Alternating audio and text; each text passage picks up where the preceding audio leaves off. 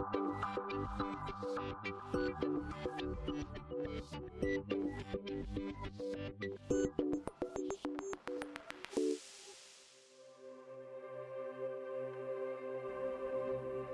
país com cerca de 12 milhões de desempregados. Medo, angústia e insegurança rondam as pessoas à procura de colocação profissional. Mas saiba que esses sintomas não são exclusivos de quem não tem trabalho. No ambiente laboral, tudo pode acontecer. Para muita gente, inclusive, é impossível não se estressar. Trabalhar é estressante, né? O próprio nome já diz trabalho. Não tem como a gente trabalhar e não se estressar. Mas acho que é melhor com ele do que sem ele, não é mesmo? Eu procuro não me estressar com o trabalho porque o estresse acaba gerando transtornos maiores, ainda mais no ramo que eu trabalho. Que é um ramo que as pessoas, inclusive, desenvolvem transtornos mentais, como depressão, entre outros. É muito difícil separar o estresse, a ansiedade e uma série de malefícios que isso traz. Não que o trabalho seja ruim, mas é que ele traz esses malefícios. Eu não conseguiria separar hoje o estresse do trabalho. Mas é bom que consigamos dosar essas emoções no trabalho. É que, se não tratados, sentimentos de exaustão, aumento do distanciamento mental e redução da eficácia profissional podem levar o trabalhador a desenvolver burnout. Não é à toa que a Organização Mundial da Saúde inseriu no ano passado a síndrome na classificação internacional de doenças, um mal associado exclusivamente a um fenômeno ocupacional. E é esse o tema do Repórter Justiça desta semana. Ao primeiro soar da sirene, lá estão eles a postos para atuar. Rapidez e agilidade são essenciais.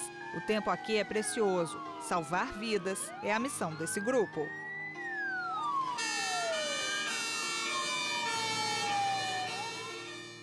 Há 8 anos, Rudyard entrou para a corporação. Era a realização de um sonho antigo. Só que atrelado ao bônus da profissão vem o ônus também, muito comum entre os militares. Ser bombeiro é uma doação, né? É uma doação muito grande, é uma profissão muito gratificante, mas é muito estressante também, né? A gente passa por situações bem adversas do dia a dia, né? Que a gente tem que estar atuando de uma forma bem profissional para acabar se envolvendo com a situação e tudo. Então é uma profissão muito difícil também. É por essas e outras que a profissão de bombeiro é considerada, de acordo com um site especializado em carreiras, a segunda mais estressante do Brasil. Perde apenas para a de operador de telemarketing. Outros cargos que deixam qualquer um de cabelo em pé são cirurgião, professor, piloto de avião, atendente telefônico para emergências, policial militar, bancário, gerente financeiro, controlador de tráfego aéreo e técnico de enfermagem. Dr. Rafael é psiquiatra e explica que a síndrome de burnout foi diagnosticada inicialmente na década de 60. Atinge principalmente profissionais que lidam com pessoas. É um esgotamento em que tem que ficar claro assim, que a pessoa não sabe lidar com aquilo. Não é que não sabe, o teu organismo não consegue lidar com aquilo. Por quê? Porque existem alguns que conseguem. Né? Então não é todo mundo que é exposto àquele mesmo trabalho que vai ter o burnout. Isso são questões individuais. Né? Algumas pessoas têm dificuldade de lidar com essa demanda, com esse excesso de carga, com esse excesso de cobrança. Essa talvez seja a palavra. Quando você lida com pessoas, as outras pessoas estão só te cobrando. Esquecem que você também é uma pessoa que você já atendeu, ou já deu aula, ou já viu um monte de gente. Eles só querem olhar o seu lado. Então eles estão sempre te cobrando, te cobrando, te cobrando. Alguns lidam com isso de uma forma mais tranquila, outros não. E aí acabam tendo essa manifestação que seria o burnout. É sempre assim. Nas ruas eles trabalham em resgates. De dia, na chuva, à noite. Situações como essas vistas nas imagens não têm hora para acontecer. A adrenalina e a tensão começam bem antes da chegada ao local do acidente. Quando tem o brado, toda a situação fisiológica da pessoa é alterada. O coração dispara, a pessoa acelera, fica mais ativa, vamos dizer assim. E aí começa a se preocupar com o que vai encontrar na cena, que tipo de atividade vai poder discorrer ali. Quando volta para o quartel, aquela alimentação passou da hora, ele perdeu a fome, está desinteressado naquilo. e acaba que rola o dia e ele fica prejudicado também. É difícil você evitar o estresse quando você lida com sofrimento alheio e com perdas e com morte. Então, evitar o estresse acho que é difícil. Quando a gente está indo para uma ocorrência, a gente já tem um certo nível de estresse. Quando brada, já dá aquela... Você fica ansioso, né? Para ver o que você vai deparar. E quando chega no local, às vezes, o estresse é maior ainda do que a gente está esperando, né? Esses profissionais sofrem com a privação do sono e muitas vezes com a interrupção de atividades fisiológicas básicas, como ir ao banheiro ou mesmo se alimentar. E é tanto engajamento que às vezes o bombeiro, mesmo indo para casa, esquece que já terminou de trabalhar. Certa vez, por exemplo, o subtenente Sidemar voltou para casa e começou a conversar com a mulher. Ele estava tão cansado que cochilou. Uma viatura passou na rua com a sirene ligada. E aí você pode imaginar o que aconteceu na sequência, né? Levantei correndo da cama ali, minha esposa, o que foi e tal, preocupada comigo. Eu tenho que ir para a ocorrência. Ela, que ocorrência? Você está em casa. Aí foi que ela me situou e eu voltei para a cama e fui tentar tranquilizar de novo, voltar ao estado em que eu me encontrava. Isso aí é uma vivência do estresse. Outro fator que pode causar o estresse de bombeiros é o excesso de cobrança. Entenda por isso cobrança familiar, da sociedade, da corporação, cobrança interna. Nessas horas, todo cuidado é pouco para que o profissional não se estresse e desencadeie uma síndrome de burnout. Às vezes a cobrança ela acaba extraindo do profissional algo que ele não deseja. Ele está buscando o melhor, mas ele acaba ficando sufocado naquela cobrança e acaba não executando da forma que seria necessário. Pode acontecer. O que é o mais comum? É o aumento da ansiedade, irritabilidade. Aí você vai tratar esses sintomas. Uma questão muito associada é a insônia. O burnout normalmente leva os problemas do trabalho para a cama e aí não dorme direito. Então você vai ter que tratar essa insônia, porque se a insônia não for tratada, aí vai virando uma bola de neve. Porque a insônia por si só também aumenta a ansiedade, aumenta a irritabilidade, diminui o prejuízo, altera todo o organismo, a parte hormonal, imunológica, tudo isso vai atrapalhando. Então, uma coisa vai puxando a outra. O burnout pode ter várias manifestações clínicas, entendeu? Você não tem um tratamento padrão, porque a manifestação minha pode ser uma, a sua pode ser outra. Muitas vezes a pessoa tem, antes desses sintomas emocionais que a gente está falando, de irritabilidade, de nervosismo, de insônia, tem sintomas físicos. É aquela pessoa que aparece com a doença dermatológica, com uma síndrome inflamatória intestinal, né, a doença de Crohn, retocolite ulcerativa, qualquer uma doença inflamatória do tubo gastrointestinal. É muito comum associado a esse esgotamento. Então, às vezes você vai surgir com sintomas físicos até antes dos emocionais. E os sintomas físicos são mais evidentes, né? Se você está com uma psoríase, você vê na pele. Então, às vezes você procura um médico, não um psiquiatra, para tratar aquela questão antes dos sintomas emocionais em si. Os trabalhadores são resguardados caso apresentem problemas como esse. Se o afastamento laboral for indispensável e ultrapassar 15 dias, o funcionário entra de licença e passa a receber um auxílio-doença do INSS. Todo e qualquer tipo de afastamento, né, por uma incapacidade temporária, ela é segurada pelo seguro social, né, que é o chamado auxílio-doença. Né, que você fica em licença saúde, os primeiros 15 dias pela empresa, a partir do 16º dia pelo INSS vai começar a pagar. Se isso realmente acontecer, é preciso seguir um passo a passo. Você vai ter de procurar o INSS para fazer uma perícia e esta perícia vai atestar se você está incapacitado ou não para o trabalho. Essa incapacidade ela pode se dar de maneira provisória, né, por alguns meses, por alguns dias ou às vezes até anos, né, e ela pode também chegar até a acarretar uma aposentadoria por invalidez. E foi ao perceber os primeiros sintomas que Fabrício viu que algo não ia bem. O ano era 2013, o então padre estava esgotado das atividades da paróquia. Sabia que a missão era ajudar os fiéis, mas se sentia paralisado. Passou por momentos de ansiedade e depressão. Descobriu que estava com síndrome de burnout. É uma angústia muito forte. Então, ela vem acompanhada de síndrome de pânico. No meu caso, veio acompanhada de síndrome de pânico. Não havia tantos elementos externos que, digamos assim, gerassem um grande estresse. Eram coisas internas mesmo, uma cobrança interna. Sendo que quando você tem uma cobrança interna muito forte, em tudo externo você vê uma cobrança. Era uma sensação horrível e que eu já não aguentava mais fazer certas coisas e eu tinha que continuar fazendo. E quanto mais eu fazia, mais isso vinha, e essa opressão, e essa angústia, essa ansiedade, sendo que eu era muito realizado com aquilo que eu fazia. Fabrício buscou ajuda, se sentia curado, mas em 2018 foi diagnosticado mais uma vez com a síndrome. Chegou à conclusão de que era hora de parar. O momento que eu tive o burnout foi o momento que a minha mente, que o meu corpo, que a minha vida disse para mim mesmo: Fabrício, para e começa a se enxergar. Para e vai entender as tuas dores. Fabrício se desligou das funções paroquiais e passou a se entender mais. Viveu momentos de autoconhecimento. Hoje é especialista em inteligência espiritual.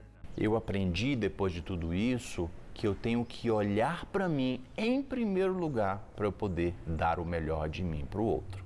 Por isso, cuidar do corpo e da mente é essencial. A gente tem que ter essa consciência, a gente tem que ter nossos momentos de descanso, de relaxamento, né? Isso é importante. Além disso, paralelo a isso, todas as outras questões que a gente sabe que também são importantes, de uma alimentação saudável, de uma prática de atividade física, de uma busca de lazer que te dê prazer. Então, todas essas pequenas medidas somam-se e acabam também ajudando muito. Não pode ser tudo trabalho, senão a gente não aguenta. Nosso organismo, a gente tem que pensar como uma máquina, assim. Um motor. Se você usa esse motor 100% do tempo na potência máxima, é lógico que esse motor vai ter um desgaste maior do que se você usar metade do tempo na potência média. Então, o organismo é a mesma coisa. Você não vai aguentar o tempo inteiro estar se exigindo ao máximo. Então, você vai dar problema mais cedo. O Repórter Justiça vai para um rápido intervalo e volta já. No próximo bloco, a repórter Fernanda Tavares mostra que tem empresas interessadas em garantir o bem-estar dos funcionários. Não saia daí.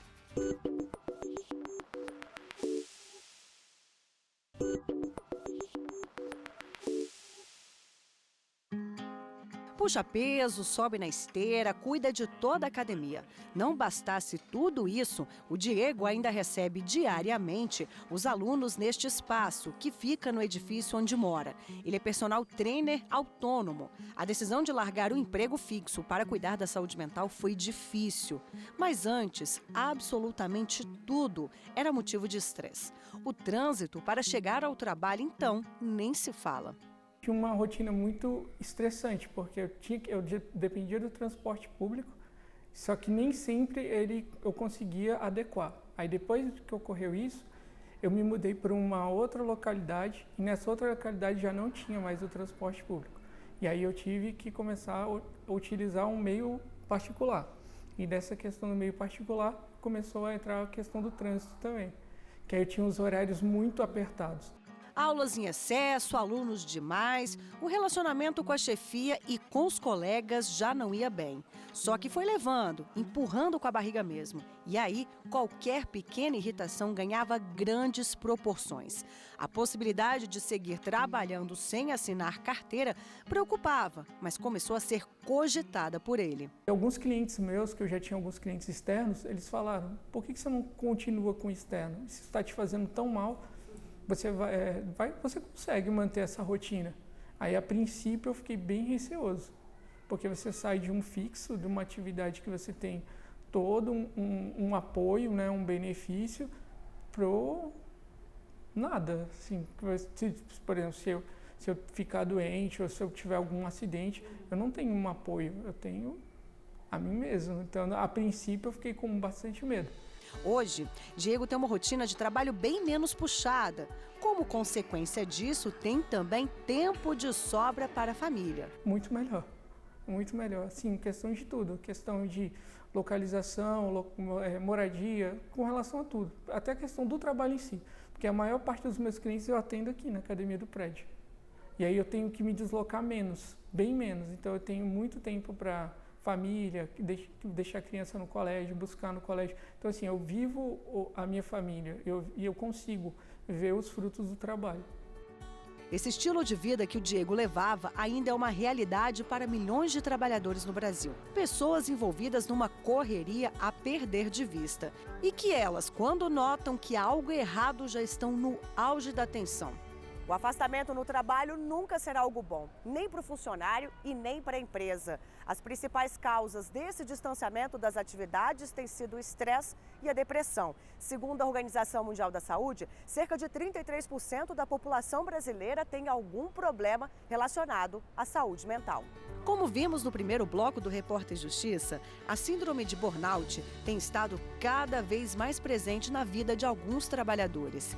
E inúmeros são os sintomas sentidos pelo paciente. Às vezes eu estou bem, às vezes eu não estou, às vezes eu estou muito agressivo, muito irritado, às vezes eu estou muito emotivo, mais choroso. Isso vai acontecer, essa instabilidade emocional.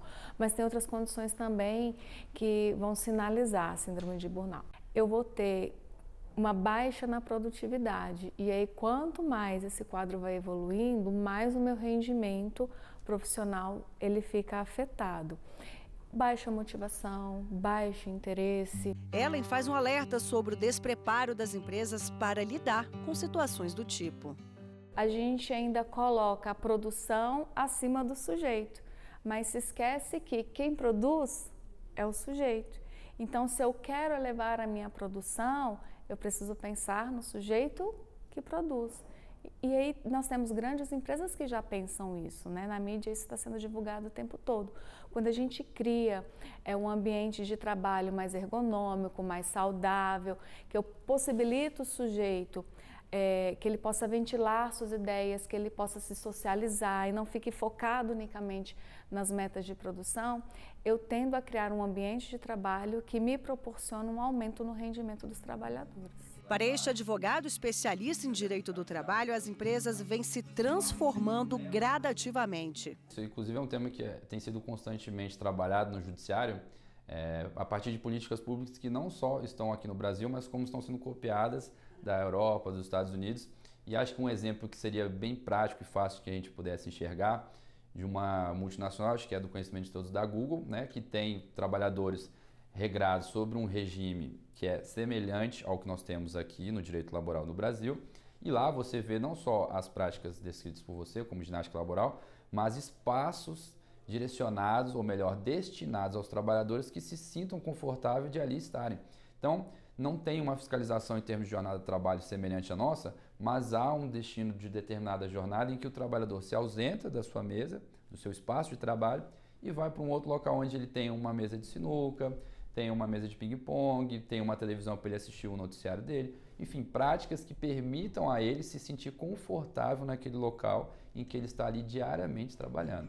O Tribunal Superior do Trabalho tem dado bom exemplo. Semanalmente, são oferecidas aulas de yoga e meditação aos funcionários. Desde 2018, a gente tem esse encontro de meditação no tribunal, né, que ele acontece às segundas-feiras pela manhã e sexta-feira à tarde. 15 minutos, a pessoa pode sair do seu ambiente de trabalho, é uma proposta que o tribunal oferece, é dentro do expediente mesmo, que ela vai, pratica os seus 15 minutos e retorna para o seu ambiente de trabalho. Quem participa aprova a iniciativa e sempre repete a dose de relaxamento. As pessoas, depois de um certo tempo de prática, elas começam a sentir que algo está melhorando dentro delas, né? Justamente essa capacidade de se conectar um pouco mais com essa onda de paz que está dentro da gente, né? Como o estresse é que faz surgir como se fosse uma nuvem que você não se lembra que existe isso. E a meditação vem para começar a mostrar que se você ficar um pouco em silêncio, não se envolver demais, não criar muito pensamento e emoção, você vai sintonizar novamente com essa harmonia interna. Aulas de ginástica laboral também são realizadas nos gabinetes do tribunal. O momento é ótimo para quem precisa dar uma pausa na rotina puxada de análise de processos judiciais. A gente tem metas, a gente trabalha em cima de metas. Então é algo que acaba sendo bastante estressante, porque você está sempre perseguindo a meta. Então, às vezes chega no final de semana, durante a semana você não rendeu tanto, porque às vezes pega um processo mais complexo. Então você tem sempre aquele fantasma ali te perseguindo. E é uma coisa que gera um estresse, assim, independentemente do trabalho, do volume de trabalho, uma coisa que acaba pesando. A implantação da ginástica laboral aqui no âmbito do TST foi fantástico, porque experiência minha mesmo, a questão do bem-estar, né, a questão postural também, melhora de um aspecto geral, a questão física e psicologicamente também, né, porque você dá aquela parada, você desestressa e parece que quando você retoma até com uma força maior, uma disposição melhor. Todas as aulas fazem parte do programa TST em Movimento. Nós sabemos que a atividade física tem uma relação muito estreita com a saúde das pessoas. Não só com a saúde física, mas também com a saúde mental. São diversas atividades. A gente tem uma atividade que chama revezamento de caminhada, que é uma competição entre as unidades do tribunal, onde as pessoas precisam percorrer o maior número de passos em 4 horas de revezamento. E nessas 4 horas de revezamento, nós temos a participação de mais de 400 servidores e nós já temos alguns anos que nós já batemos a meta de 2 milhões de passos. Então, são 2 milhões de passos percorridos nessas 4 horas de revezamento. E é impressionante ouvir as pessoas, logo depois do revezamento, como isso propicia uma mudança no estilo de vida. Os resultados são positivos e revelam um quadro de trabalhadores mais ativos e, claro, com mais saúde. Eu sei que ainda tem muito para ser feito, mas eu vejo assim que todos os órgãos precisariam ter um programa voltado para essa parte de saúde física e saúde mental dos servidores. E hoje o TST tem esse programa, já desde 2004. Então, nós contribuímos de forma direta e indireta para essa mudança no estilo de vida. O Mário é um dos participantes assíduos do TST em Movimento. O jornalista, que vive acompanhando as sessões plenárias do tribunal, sabe o quanto é importante um ambiente de trabalho saudável. A hora que você sai da sala, você sai uma outra pessoa, sai renovado, né? Relaxado, volta para a sala com a respiração melhor, né? E eu sinto diferença, muita diferença. E veja daqui a pouco no Repórter Justiça. Você vai conhecer histórias de pessoas que largaram a correria do dia a dia por uma rotina menos acelerada e mais calma. É daqui a pouquinho, não saia daí.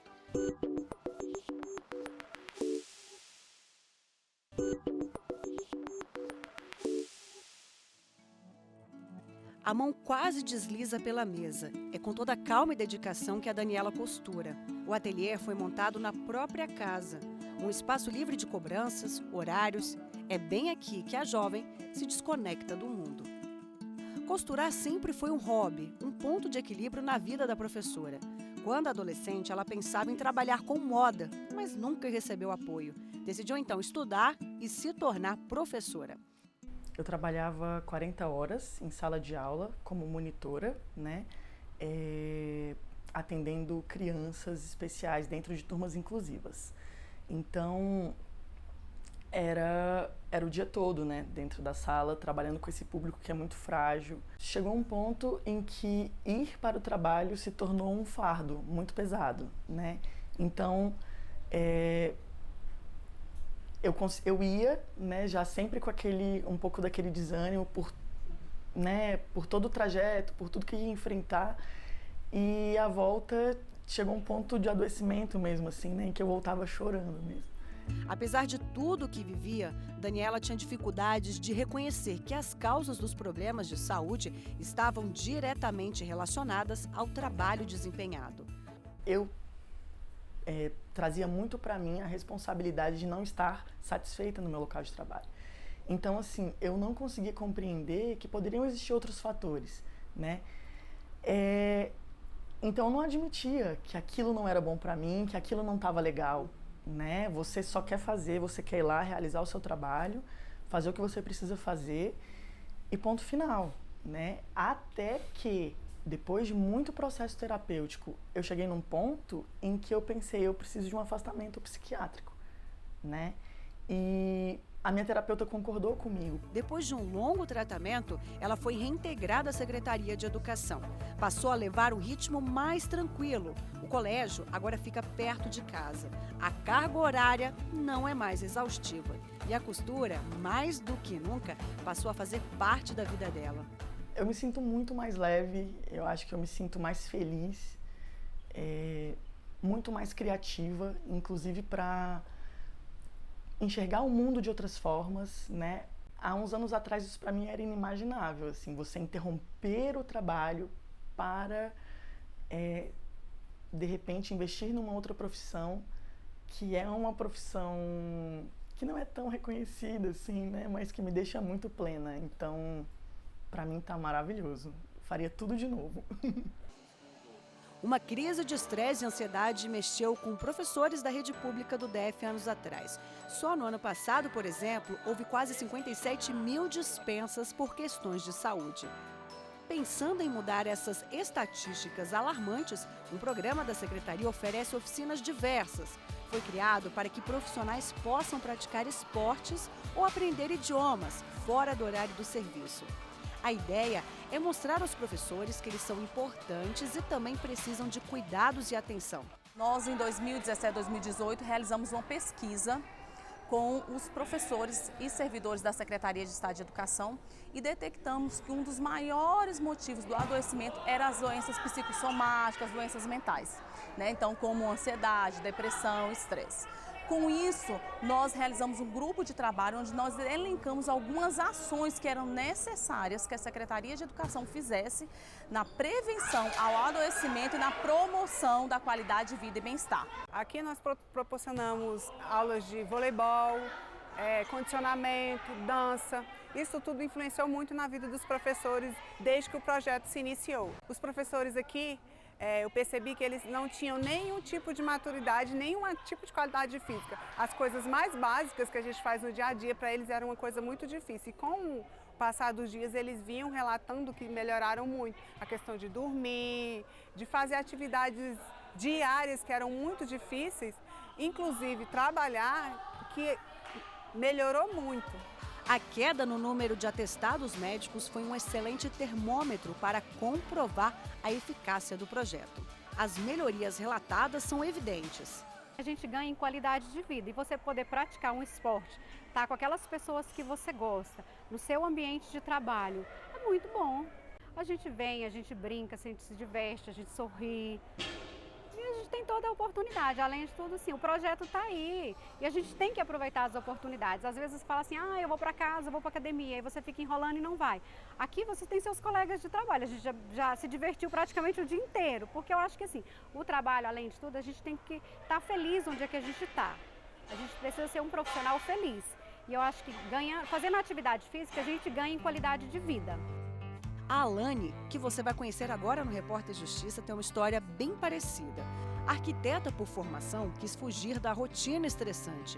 Foi trabalhar em uma loja num shopping da capital. E pensa que a experiência foi boa? Nada disso. Comecei a me sentir muito mal por estar naquele local que eu não queria desde sempre. Eu entrei lá para ficar uns 4 meses só. E depois não deu, foi dando muito certo, o ambiente começou a ficar um pouco tóxico, lidar com as frustrações de não ter sido fixada na profissão também, aí foi juntando várias emoções e acabou me gerando crise de pânico. Os sintomas eram os piores sinais de que o corpo e a mente pediam socorro. Era uma coisa muito forte que eu não sabia de onde vinha, né? E era um desespero muito grande. A síndrome de pânico que eu sentia lá era assim, eu nunca senti nada na vida e eu pensei que eu ia morrer no momento. É um negócio que vai subindo daqui em cima e para na garganta, assim, que você fica sem ar. Ela decidiu ouvir o coração, foi cuidar da mente e do corpo. O que era uma rotina para desestressar virou um trabalho para ajudar ao próximo.